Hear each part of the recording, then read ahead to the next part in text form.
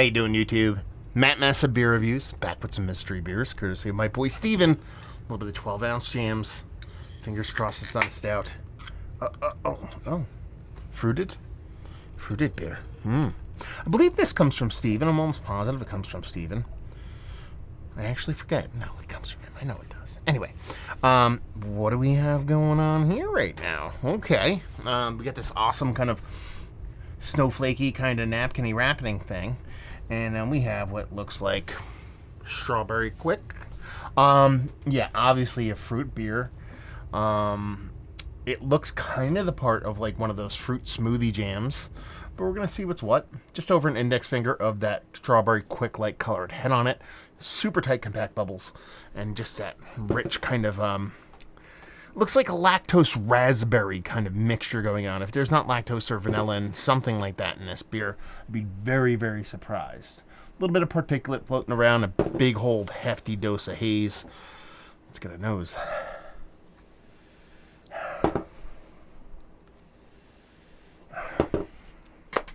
I want to go strawberry banana. I'm not got a huge banana on it. For some reason, I want to think banana. It's mostly kind of like a kettle soury kind of strawberry kind of vibe going on with it. Smells like it's going to be nice and sweet, but not overly sweet, kind of an organic kind of sweetness, deriving a lot of that sweetness from the actual fruit portion of the show. But there is that kind of kettle sour kind of tartness to it. It's big, but not that big. Based off the nose, I'm guessing right around 5% or change. Actually smells pretty nice. Let's dive in. Cheers.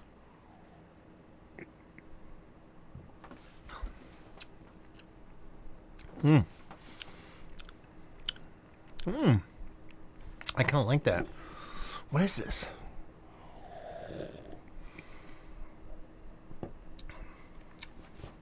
It actually has a really aggressive tartness to it. I think you're getting tartness from the kettle sour side of things, but you're also getting it from the fruit. I think there's a hefty doses of actual fruit in here where you're getting this nice tartness from it. For that level of tartness, though, passion fruit. It's got to be passion fruit, right? Passion fruit gives me that big of a level of tartness on it. So maybe it's like a passion fruit strawberry, passion fruit berry, probably leaning a little bit more raspberry on it. So let's shift away from those strawberries. Go passion fruit raspberry Berliner Weiss. I think there is a very, very soft dollop of lactose in this. I don't think it's heavy-handed, but I do think there's something extra in here. I like this quite a bit. It's nice. I like it in that kind of fruit smoothie, kind of sweet tart kind of vibe. Yeah, it reminds me of a bunch of beers I've had in the past. It reminds me some of Treehouse's kind of sour game. It reminds me a little bit of Hudson Valley's fruited sours from when they first started doing the fruited sour stuff. And it's quite nice. I think we're probably just a skosh bigger than the 5% I was talking about. So I think we're talking about 6 and change. Passion fruit, guava, raspberry, passion fruit, guava, raspberry with a dollop of lactose. Fruit smoothie beer. Done and done. Let's dive into this sucker, see what it's got. I'm curious to see who makes this 12-ounce can. Okay. This is a brewery I don't think I've ever heard of before. Let's see what we got here. We have Watercolors Nano, Stargazer Brewing Company. I've heard of them before. I haven't had anything before. 4%, so it's way less than I thought it would be. It was Berliner Weiss with passion fruit, raspberry, and vanilla. Okay, so I got the passion fruit, got a raspberry. I really didn't get much vanilla, but like I said, there was a soft, ever so soft dollop of lactose in here. That's where I think I'm getting that kind of vanilla from. What did I throw in there? Passion fruit, guava. And it's actually 4%. Not too shabby. I actually like that quite a bit. I think it's one of the better fruit smoothie beers that I've had as of late. I want to put a big asterisk on it because I don't think it's very similar to some of those like 450 North, like exploding can kind of fruit smoothies. I think this is a little bit more beer than it is fruit smoothie-ish. So it's probably leaning more in the direction of like New Park's Blender series as opposed to kind of the Answer, the Veil, those kind of beers that explode on sight.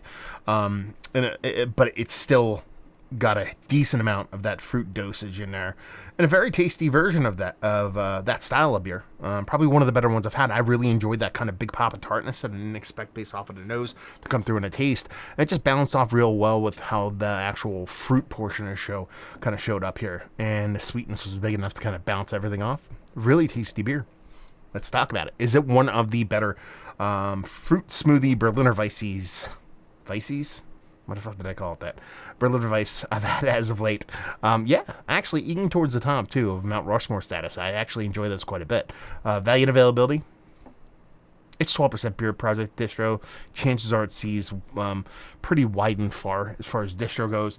I know these guys based off of just their logo off Instagram, but I've never had anything before. But I kind of dig it, and leave you with, if you like what we like this beer, if you like those fruit smoothie beers, but you still want to drink something that has some sort of relation to beer, and you like them to be lower ABV, then there you go. This is going to do you. So there you go. Mystery beer in the books. Hopefully you guys enjoyed it. If you did, you're always more than welcome to send off some mystery beers. You can hit me up at my email address at matt@massivebeers.com or massivebeers@gmail.com. If you want to check me out doing the social media stuff, just type in Massive Beers into the Googs. If you want to see me doing the podcasting stuff, type Beer Massif into the Google. And hopefully you guys enjoyed the review. Hopefully enjoying a little mystery beer right now. Hopefully see you next time. Cheers.